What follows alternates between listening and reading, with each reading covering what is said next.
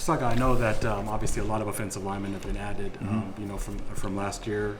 Is it almost kind of find yourself this spring practice in the same position you were last year, just really, getting to know the players getting to know you just because there's so many new faces? Yeah, the difference is I was trying to get to know all 22 of them. Yeah. Now you have guys that's been here and been in the system, been a Sun Devil, and played under me.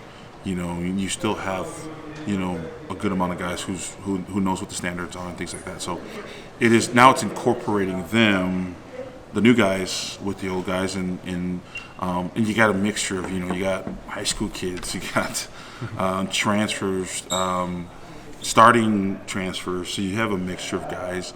But the good thing, we got good leadership from the returners and Leaf and Emmett and guys like that, Kate Briggs and Ben Coleman, that whether you're a 17-year-old kid like Caden Hackle or Terrell Kim, or you're a seasoned vet like some of the other guys brought in, that it's our job and their job is to welcome the new guys, get them up to our standards, and bring them along as far as what we're trying to accomplish here.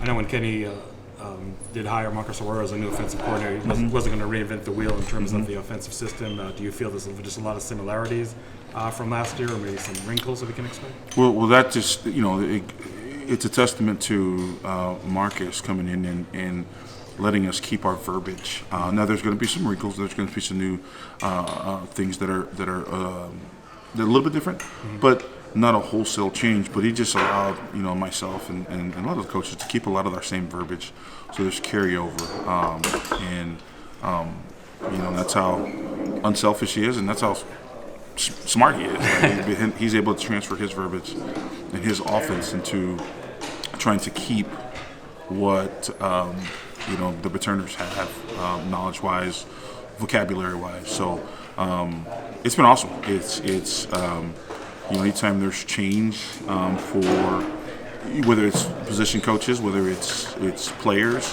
it's always exciting. It's always it's everything. So it's been good. It's been good, and having going back to your first question, having guys who've been here before, it does help.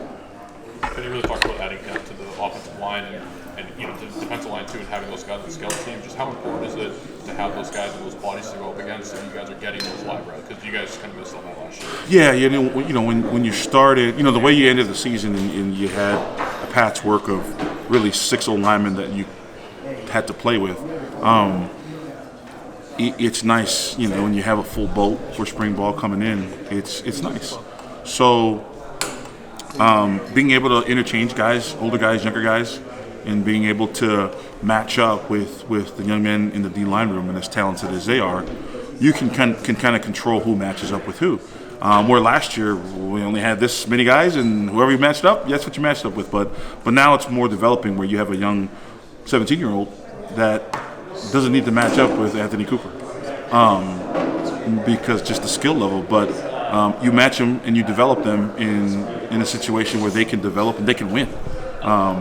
They're going to learn. Eventually, they're going to have to match up to some of those older guys.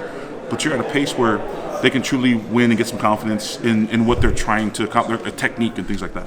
So I got to think that one of the pluses of having the injuries, you had guys that got playing time. Yeah. Like a Sean Naha got a ton of playing time, and maybe under normal circumstances he wouldn't. So how are you looking forward to that experience those guys got as far as being part of building and yeah, the best experience is playing 11-on-11 football. I can drill all I want. They can prepare all they want, but until you get on the field and go 11-on-11 under the lights, then you're not really prepared. You think you are, but you're not. And for us to get young guys like Maxi Hanachu or Sean Na'a, even Makua Pule was in there in some important downs, and it gets them confidence.